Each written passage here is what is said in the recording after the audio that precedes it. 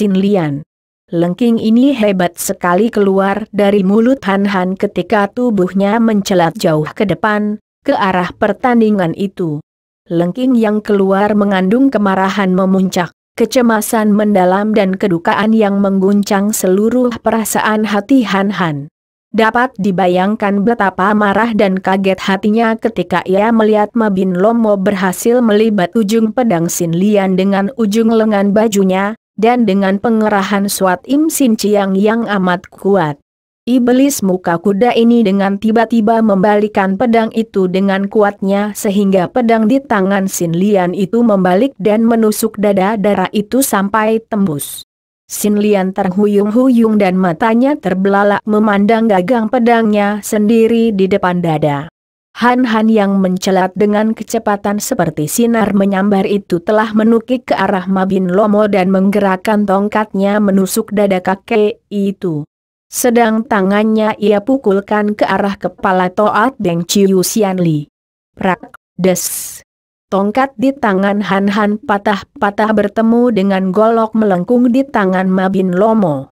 Tangan kanannya terbentur dengan lengan Toat Beng Chiu Sian Li yang menangkis pukulannya tadi.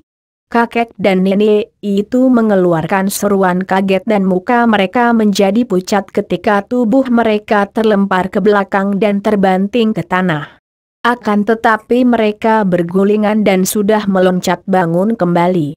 Han Han yang sudah terluka sebelah dalamnya ketika ia menghabiskan tenaga mengangkat batu, kini menggunakan serangan dahsyat yang bertemu dengan Sin Kang kedua lawannya yang kuat pula, maka tongkatnya patah-patah.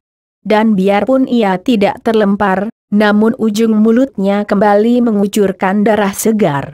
Han Han tidak mempedulikan dirinya sendiri dan berloncatan ke dekat Sin Lian. Gadis itu masih berdiri, tubuhnya bergoyang-goyang dan kini ia mengeluh. Han Han, oh Han Han. Gadis itu juga mengucurkan darah dari mulutnya dan tubuhnya tentu roboh kalau Han Han tidak cepat menyambarnya, memeluk dan memondongnya lalu dibawa berloncatan ke bawah pohon. Dengan menyandarkan punggung di pohon dan memondong tubuh Sin Lian, Han Han menangis. Sin Lian, aduh Sin Lian, kau ampunkan aku. Sin Lian, aku terlambat menyelamatkanmu. Akan tetapi Sin Lian tersenyum sehingga tampak aneh sekali. Dalam keadaan seperti itu, dengan wajah yang makin pucat sehingga darah yang mengalir ke pipinya kelihatan amat merah. Pedangnya menancap di ulu hati, gadis ini masih dapat tersenyum. Perlahan-lahan lengan kiri Sin Lian yang tergantung itu diangkat dengan lemah, kemudian jari-jari tangan gadis itu mengusap air mata Han Han. Mengusap darah di pinggir mulut, membelai rambut yang riap-riapan itu dan dibereskannya ke belakang, mulutnya berbisik-bisik. Han Han, oh Han Han, aku rela, aku senang mati dalam pelukanmu. Han Han, kau menangisi aku? Han Han merasa jantungnya seperti diremas-remas. Baru saja menghadapi kematian Hian Cheng yang masih melukai hatinya, kini ia memeluk tubuh Sin Lian yang sedang menghadapi kematian pula. Kepalanya menjadi pening, air matanya menetes-netes dan melihat betapa sepasang mata itu memandangnya penuh harap, baik sedusai dan di kerongkongannya dan tak kuasa ia mengeluarkan suara. Maka ia hanya mengangguk-angguk dan terisak membenamkan mukanya di leher yang berkulit putih halus itu. Ia merasa betapa leher itu berdenyut-denyut dan merasa betapa jari-jari tangan halus itu membelai rambutnya, dengan mesra mendorong mukanya sehingga terpaksa ia mengangkat muka memandang wajah yang makin layu. Han, aku cinta padamu, aku rela mati, kau tolong Hian Cheng. Dia, gadis baik yang mencintamu pula, selamat tinggal. Kepala Sin Lian terkulai ke belakang. Sin Lian, aduh, Sin Lian. Han Han tak kuasa menahan kesedihannya yang datang bertumpuk-tumpuk. Pukulan batin yang datang bertubi-tubi dan ia menangis, mengguguk dan kalau dia tidak bersandar pada batang pohon, Tentu ia sudah roboh karena seluruh tubuhnya menggigil. Melihat keadaan pemuda yang menangis dan agaknya tidak ingat apa-apa lagi itu, Mabin Lomo dan Toat Beng Chiu Sian Li melihat kesempatan baik. Mereka memang merasa jerih menghadapi pemuda buntung yang amat sakti itu, akan tetapi kini mereka melihat kesempatan untuk menerjangnya. Akan tetapi tiba-tiba Toat Beng Chiu Sian Li berbisik. Celaka, bocah pengacau itu datang. Telunjuknya menuding dan Mabin Lomo yang memegang golok menoleh. Kak Han Han. Lulu datang berlari seperti terbang cepatnya. Dari jauh ia sudah melihat keadaan Han Han yang memondong mayat seorang gadis yang belum ia kenal siapa. Han tuaku. Ia menjerit lagi melihat Mabin Lomo dan Toat Beng mempercepat larinya, bahkan kini berloncatan jauh sehingga tiba di depan Han Han. Han Han tersentak kaget. Seperti baru bangun dari mimpi ia teringat dan sedetik hatinya lega dan girang mendapat kenyataan bahwa adiknya selamat. Akan tetapi segera timbul kemarahan dan penyesalannya. Ia memandang Lulu melalui air matanya, mukanya pucat seperti mayat. Kini Lulu membelalakan mata memandang mayat gadis yang masih dipondong kakaknya itu, lalu menjerit. Encilian. Dia kenapa? Ia merenggut tubuh itu dari kedua lengan Han Han, diletakkannya di atas tanah, diguncang-guncangnya pundak Sin Lian. Encilian. Dia, kenapa? Mati, Encilian mati. Lulu memeluk mayat itu dan menangis tersedu-sedu. Kemudian ia mengangkat muka memandang Han Han yang masih berdiri bersandar pada batang pohon. Melihat muka yang pucat dan basah air mata itu, melihat pakaian di bagian dada dan perut penuh darah. Melihat darah di ujung mulut, segera ia meloncat bangun memeluk kakaknya. Han Koko. Kau kenapa? Kau terluka? Hatinya penuh kekhawatiran, suaranya menggetar. Lulu anak nakal. Han Han merangkul adiknya. Kemana saja engkau pergi? Sungguh mendatangkan banyak kedukaan di hatiku. Lulu, aku girang melihat engkau selamat dan sehat. Sekarang pergilah, adikku. Pergilah tinggalkan aku. Jangan dekat-dekat di sini, berbahaya sekali. Pergilah cari Sin Kiat, dia seorang yang baik sekali dan amat cinta kepadamu. Pergilah tinggalkan aku bersama mayat Sin Lian. Koko. Apa kau bilang? Aku tidak mau meninggalkan kau lagi, kau sendiri mau apa? Aku akan mengadu nyawa dengan dua iblis itu. Tapi engkau terluka, jangan khawatir, ada Lulu di sini. Tidak ada seorang pun iblis yang akan berani mengganggumu. Lulu, adikku sayang, satu-satunya orang yang kukasihi di dunia ini. Adikku, pergilah, aku rela mati asal engkau selamat dan bahagia. Sin Lian, dia, demi cintanya kepadaku, dia telah berkorban untuk kakakmu ini. Dia berkorban nyawa dalam usahanya menolongku. Tidak bolehkah aku menemaninya mati untuk membalas budinya? Tidak. Dan tiba-tiba Lulu membalikan tubuh menghadapi Mabin Lomo dan Toat Beng Chiu Sian Li lalu menundingkan telunjuknya.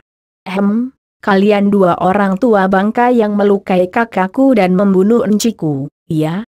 Aku tidak akan mengampunimu. Lulu, jangan mencampuri urusan ini. Han Han yang mengkhawatirkan keselamatan Lulu, cepat menubruk dan menyambar lengan adiknya, ditarik ke belakang. Akulah lawan mereka. Han Han hendak menyerbu, akan tetapi begitu ia mengerahkan Sin Kang untuk meloncat, ia mengeluh dan tubuhnya roboh terguling, pingsan di samping mayat Sin Lian. Koko, Han Koko, jangan kau mati, jangan tinggalkan aku. Lulu menjadi bingung dan menangis sambil memeluki dada Han Han, mengguncang-guncang pundaknya, tidak peduli lagi akan keadaan sekitarnya. Akan tetapi Han Han tidak bergerak, mukanya pucat seperti mayat. Baru Lulu sadar ketika sebuah tangan halus namun kuat memegang dan mengguncangkan pundaknya. Ia mengangkat mukanya dari dada Han Han, menoleh dan melihat Nirahai telah berdiri di situ. Dengan wajah lembut akan tetapi angkuh, sedangkan tempat itu telah dikurung oleh banyak pasukan Manchu.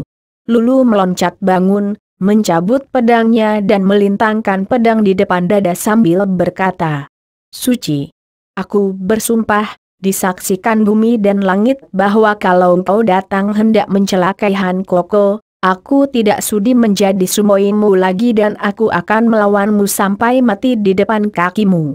Nirahai tersenyum, kagum menyaksikan kesetiaan dan cinta kasih sumoinya terhadap Han Han. Dia datang dan sudah mendengar akan semua yang terjadi di situ, melihat tubuh Yang Seng yang hancur lebur di dalam kemah di samping jenazah Yan Cheng yang masih telanjang, ia dapat menduga apa yang terjadi. Mendengar pula betapa Han Han berhasil lolos dari himpitan batu besar yang membuatnya kagum bukan main. Kini melihat sumoinya, ia diam-diam menjadi kagum dan terharu. Ketika melihat sikap Lulu, ia tersenyum menggeleng kepala dan berkata, "Sumoi, simpanlah pedangmu. Aku tidak akan membunuh kakakmu.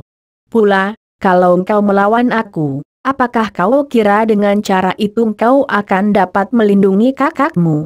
Sama dengan membunuh diri. Aku tidak takut mati. Aku bangga mati membela Han Koko, aku bahagia kalau mati bersama kakakku." Nirahai memperlebar senyumnya. "Mengapa bicara tentang mati kalau masih hidup? Aku tidak akan membunuh kalian. Akan tetapi karena dia membunuh Ouyang Kongcu, aku harus menawannya. Engkau boleh ikut dan merawatnya. Lihat, dia terluka hebat di sebelah dalam tubuhnya. Kalau tidak mendapat perawatanmu, dia bisa mati." Mendengar ini, Lulu menyimpan pedangnya dan menubruk Han Han lagi, penuh kekhawatiran. "Biarlah dia digotong ke dalam dan kau boleh merawatnya, akan tetapi kalian adalah orang-orang tawananku," kata Nirahai dan terpaksa Lulu menyerah karena memang ia tidak ingin nekat membiarkan kakaknya mati. Dan dia sendiri melawan sampai mati kalau memang masih ada jalan untuk menghindari kematian. Dia sudah mengenal Nirahai dan tahu sedalam-dalamnya bahwa sucinya itu pada hakikatnya bukan seorang kejam, malah sebaliknya. Nirahai adalah seorang darai yang berbudi mulia dan lemah lembut, hanya terlalu matang mengurus tugas dan membantu pemerintah. Han Han dan Lulu dimasukkan dalam tahanan yang khusus dibuat di daerah perbatasan. Dalam sebuah kamar yang cukup kuat dan besar, dengan 2 pembaringan yang baik dan perlengkapan secukupnya. Akan tetapi kamar itu terbuat dari tembok tebal dengan pintu bertirai besi yang masih dijaga oleh para penjaga di luar pintu. Lulu dibiarkan merawat Han Han. Bahkan Nirahai mengirim obat-obatan yang dimasak sendiri oleh Lulu di dalam kamar. Juga apa saja yang dibutuhkan Lulu dapat diminta melalui penjaga. Namanya saja mereka menjadi tahanan, akan tetapi mereka diperlakukan sebagai tamu-tamu agung. Sampai sebulan lamanya Han Han berada di dalam kamar tahanan bersama adiknya. Ia telah sehat kembali dan diam-diam mereka berdua berterima kasih kepada putri itu, terutama sekali ketika mereka bertanya tentang kedua jenazah Yan Cheng dan Sin Lian. Dijawab bahwa jenazah kedua orang gadis itu telah dimakamkan sepantasnya oleh putri, bukan disia-siakan seperti mayat-mayat musuh. Kini pemerintah tidak lagi memusuhi para orang gagah. 2 orang dara perkasa itu adalah orang-orang gagah yang patut dihormati. Makam mereka terawat baik dan diberi nisan sehingga akan dapat dicari dan dikenal semua orang, terutama keluarga mereka. Demikian Nirahai menyampaikan pesan melalui seorang perwira. Anehnya, semenjak kedua orang kakak beradik itu ditahan, Nirahai tidak pernah menengok. "Lulu, kini aku telah sehat kembali. Kita masing-masing telah mendengar semua pengalaman. Dan menurut pendapatku, kita berdua telah salah jalan yang biang keladinya ditimbulkan oleh perpisahan kita. Kalau kita dahulu tidak berpisah, Tak mungkin engkau sampai terlibat dalam urusan perang, demikian pula aku. Semenjak kecil kita sudah sadar bahwa permusuhan tak boleh dibesar-besarkan. Engkau keturunan Manchu, dan aku seorang pribumi, namun kita telah menjadi kakak beradik. Engkau kehilangan orang tua yang dibunuh para pejuang, aku kehilangan orang tua yang dibunuh perwira-perwira Manchu. Namun kau tidak mendendam kepada bangsaku dan aku tidak mendendam kepada bangsamu. Mengapa kita sampai terlibat sehingga kita menjadi bentrok sendiri? Ah, adikku sayang, aku telah bersikap terlalu kepadamu, maukah engkau memaafkan aku? Lulu? Lulu menangis lalu berlutut di depan Han Han yang duduk di atas pembaringannya, menangisi kaki yang buntung. Ah Han Koko, jangan kau bicara begitu. Akulah yang mohon ampun kepadamu, Koko. Aku adikmu yang nakal, yang selalu tidak menurut kata-katamu, menimbulkan banyak kesengsaraan padamu. Kakimu sampai buntung sebelah. Koko, aku akan rela kalau boleh mengganti kakimu yang buntung. Lulu memeluk kaki buntung yang tinggal paha saja itu, dan menangis terisak-isak. Tiba-tiba Han Han tertawa. Bocah lucu. Ia mengangkat tubuh Lulu sehingga gadis itu bangkit berdiri di depan Han Han yang masih duduk dan memeluk pinggang adiknya dengan kedua lengan. Sedangkan kedua lengan Lulu merangkul pundak kakaknya. Lulu juga tertawa, apalagi ketika Han Han berkata, "Bocah lucu, aneh sekali. Andai kata engkau bisa memberikan kakimu dan dapat dipasang di tubuhku, tentu kaki darimu lebih pendek. Kakiku pendek sebelah, malah buruk sekali, kalau jalan terpincang-pincang, hahaha." Keduanya tertawa akan tetapi Lulu melihat betapa kakaknya itu biarpun mulutnya tertawa, matanya menitikkan air mata. Taulah ia bahwa kakaknya itu terharu dan hanya memaksa diri tertawa untuk menghiburnya. Maka ia merangkul leher dan menangis juga. Keduanya lalu bertangisan. Han Koko, dadamu berdebar-debar kencang. Tiba-tiba Lulu berkata sambil melepaskan rangkulannya. Han Han terpaksa tersenyum. Adiknya ini tetap nakal seperti dulu, jujur polos belak-belakan tanpa terdengaling-aling kalau bicara. Tanpa disadari, ucapan Lulu menikam ulu hatinya dan membuatnya sadar. Ketika berpelukan tadi, rasa haru yang aneh. Rasa bahagia yang luar biasa seolah-olah ia memeluk surga dan membuat jantungnya berdebar keras. Wajahnya menjadi merah sekali dan cepat ia berkata, "Lulu adikku, engkau tahu betapa kasih sayangku kepadamu. Kebahagiaanku bersembunyi di balik kebahagiaanmu, aku baru akan merasa lega dan senang kalau engkau sudah ada yang melindungi, ada yang mencintamu sampai selama hidupmu. Karena itu, engkau harus mentaati kehendakku, Lulu. Engkau akan kubawa pergi mencari Sin Kiat, karena aku hendak menjodohkan engkau dengan dia. Sin Kiat adalah seorang pemuda yang baik, tampan, gagah perkasa, dan dia amat mencintamu." Lulu mengerutkan keningnya dan tidak menjawab sampai lama. Kemudian ia menarik napas panjang, mengangkat muka yang tadi ditundukkan, memandang wajah kakaknya dan berkata, "Aku sudah tahu bahwa dia mencintaku Koko, dan aku tahu pula bahwa dia seorang yang amat baik dan gagah perkasa." Kalau begitu kiranya diam-diam engkau telah jatuh cinta kepadanya, bukan? Akan tetapi Lulu tidak tertawa atau tersenyum malu, bahkan masih cemberut dan alisnya berkerut. Ia menggeleng kepala dan menghela napas panjang sebelum menjawab lirih. "Aku tidak tahu apakah aku cinta padanya, Koko. Memang aku suka kepadanya dan kagum, akan tetapi cinta? Aku tidak tahu. Koko, aku tidak mau dikawinkan dengan siapapun juga." Han Han melengak kaget. Mengapa? Apakah engkau sudah mempunyai pilihan lain? Bocah nakal, kalau memang engkau mencinta seorang pemuda lain, asal dia itu benar orang baik-baik, kakakmu tidak akan memutuskan cintamu. Lulu menggelengkan kepalanya pula. Pendeknya, aku tidak mau menikah, Koko. Engkau harus mau. Tidak mau. Kembali kakak beradik ini beradu pandang, sama-sama membelalak lebar penuh kekerasan hati. Han Han yang lebih dulu menghalau kemarahannya dan ia menarik napas panjang. Sungguh aku yang tidak tahu diri. Ada hak apakah aku hendak memaksamu? Aku hanya seorang kakak angkat. Maafkanlah, Lulu, aku selalu lupa bahwa aku tidak berhak atas dirimu. Akan tetapi semua itu kulakukan di luar kesadaranku, seolah-olah engkau adalah adik kandungku. Aku hanya ingin melihat engkau bahagia, hatiku selalu akan menjadi risau dan sengsara. Selalu cemas memikirkan engkau kalau engkau belum menjadi istri seorang yang dapat ku percaya penuh. Kekerasan Lulu pun lulu dan ia merangkul kakaknya.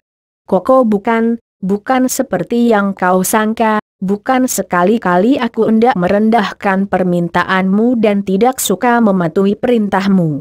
Tidak, Koko. Engkau pun merupakan pengganti orang tuaku, dan aku telah berkali-kali membikin susah hatimu, Koko. Aku ingin sekali dapat menyenangkan hatimu, aku amat kasihan kepadamu dan aku. Lulu terisak menangis. Besar sekali rasa hati Han Han ketika ia mengelus-elus rambut panjang hitam dan berbau harum itu. Lulu, adikku yang manis, yang cantik jelita. Tiba-tiba Lulu melepaskan rangkulannya, menatap tajam dan bertanya. Han Koko, benarkah engkau menganggap aku manis dan cantik jelita? Han Han tersenyum, memandang wajah adiknya itu. Setelah lama tidak berkumpul, kini melihat wajah itu begitu dekatnya, makin nyatalah kecantikan adiknya. Kecantikan nirahai, dengan bentuk-bentuk yang sama, terutama sekali sepasang matanya. Engkau cantik manis, adikku. Terutama sekali sepasang matamu, seperti sepasang bintang di angkasa bercahaya. Seperti sepasang mata seekor burung hong, dan juga mulutmu. Ia terhenti, merasa terlanjur dalam pujiannya. Aha, lanjutkan, Koko. Bagaimana dengan mulutku? Lulu bertanya, cemberut dan timbul kembali sifat manjanya seperti ketika ia berada di Pulau Es dahulu. Terpaksa Han Han melanjutkan sambil memandang mulut adiknya, sepasang bibir yang garis pinggirnya jelas seperti dilukis. Yang berkulit tipis merah dan selalu basah, berdaging penuh. Kalau tersenyum terbuka sedikit tampak ujung gigi seperti mutiara berbaris rapi menyembunyikan lidah kecil merah yang selalu bergerak-gerak dalam gua kemerahan itu. Mulutmu, seperti telaga madu, menjadi sumber kemanisan yang tiada habisnya. Mata yang lebar itu berseri-seri dan Lulu kembali merangkul lalu mencium pipi kakaknya seperti dulu sering kali dilakukannya ketika mereka berdua masih tinggal di Pulau Es. Terima kasih, Koko. Terima kasih. Engkau semulia-mulianya manusia bagiku. Engkau satu-satunya manusia yang paling ku cinta di dunia ini. Han Han kembali menggunakan kemauannya untuk menekan debaran aneh pada jantungnya, lalu ia memegang kedua pundak Lulu. Didorongkan dan dipandangnya wajah adiknya. Lulu, aku hanya mempunyai satu tujuan, yaitu melihat engkau bahagia. Karena itu, engkau hendak kuajak mencari Sin Kiat. Kenapa engkau menolak? Koko, kalau aku dijodohkan dengan orang lain, apakah aku harus ikut dengan suamiku? Tentu saja. Dan engkau akan meninggalkan aku? Sudah semestinya begitu, adikku. Kalau begitu aku tidak mau. Aku tidak mau. Lulu menangis lagi. Han Han memejamkan mata, menguatkan hatinya dan bertanya dengan suara tegas. Kenapa, Lulu? Karena aku tidak mau berpisah lagi darimu, Koko. Aku selamanya tidak mau berpisah dari sampingmu. Tangisnya mengguguk. Kembali perasaan aneh sekali menikam hati Han Han, perasaan bahagia dan senang luar biasa. Tidak, ini gila. Dia harus melawan perasaan ini. Dia ini adikku, pikirnya. Ia memaksa diri tertawa. Engkau bocah nakal. Masa engkau akan ikut kakakmu ini sampai kita menjadi kakek dan nenek? Biar. Aku akan senang sekali, Koko. Biar aku tidak pernah kawin, aku akan ikut denganmu sampai mati. Han Han mengeraskan hatinya, mendorong tubuh Lulu dan memandang tajam wajah yang basah air mata itu. Lulu, tidak boleh. Apakah engkau akan membikin hati kakakmu ini sengsara selamanya? Engkau adikku, dan seorang adik yang baik akan mentaati kakaknya. Adikku Lulu, tidak maukah engkau menyenangkan hati kakakmu dengan mentaati permintaanku? Engkau akan hidup bahagia bersama Sin Kiat, aku yakin akan hal ini. Dia seorang yang amat baik. Lulu, sekali lagi ku minta, penuhilah permintaanku ini. Sampai lama mereka saling pandang, dan akhirnya, dengan suara berat Lulu berkata lirih. Han Koko. Kalau hal itu berarti kebahagiaanmu, baiklah, aku menurut. Dia lalu membenamkan muka di dada Han Han sambil menangis. Han Han mendiamkan saja, membiarkan adiknya menangis. Setelah tangis adiknya mereda, ia lalu berkata, marilah kita menemui Nirahai. Kita minta dibebaskan, kalau dia berkemauan baik, tentu permintaan kita dia penuhi. Kalau tidak, terpaksa aku akan menggunakan kekerasan. Tanpa menanti jawaban adiknya, Han Han menggandeng tangan Lulu, diajak meloncat ke pintu yang tertutup dengan terali besi. Dia sudah mempunyai sebatang tongkat kayu yang diberikan oleh penjaga atas permintaan Lulu. Koko, pintunya kuat sekali dan di luar ada penjaga-penjaga. Kau ikutlah saja, kata Han Han yang menggunakan tongkatnya mengetuk-ngetuk pintu. Dan ketika para penjaga yang 6 orang jumlahnya itu menengok, ia berkata, harap kalian suka membuka pintu ini, kami hendak menghadap putri. Ah, kami tidak berani. Kami diharuskan menjaga di sini dan tidak membolehkan kalian berdua keluar dari pintu. Komandan jaga membantah dan 6 orang itu sudah meraba gagang senjata golok mereka untuk menjaga segala kemungkinan. Han Han tersenyum. Kalau begitu, aku akan keluar sendiri katanya. Dan sekali tangan kanannya bergerak, terdengar suara keras dan pintu kamar itu jebol berikut jeruji-jeruji besinya, terlepas dari tembok. 6 orang penjaga itu menerjang maju. Akan tetapi Han Han mengelebatkan tongkatnya dan robohlah mereka dalam keadaan lemas tertotok.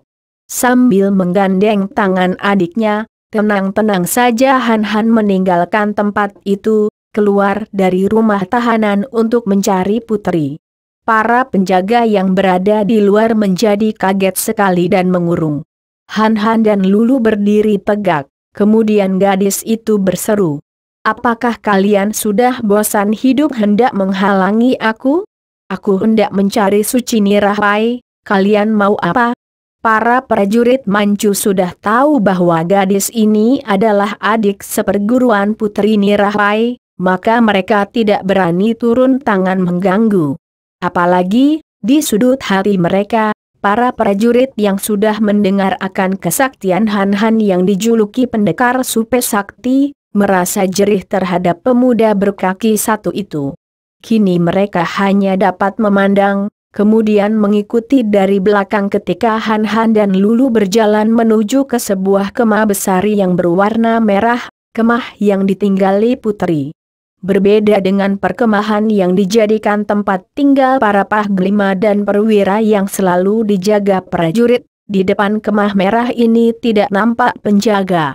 Nirahai memang seorang puteri yang tidak mau bersikap sebagai seorang pembesar tinggi yang gila hormat, ia tetap sederhana dan dia lebih condong hidup.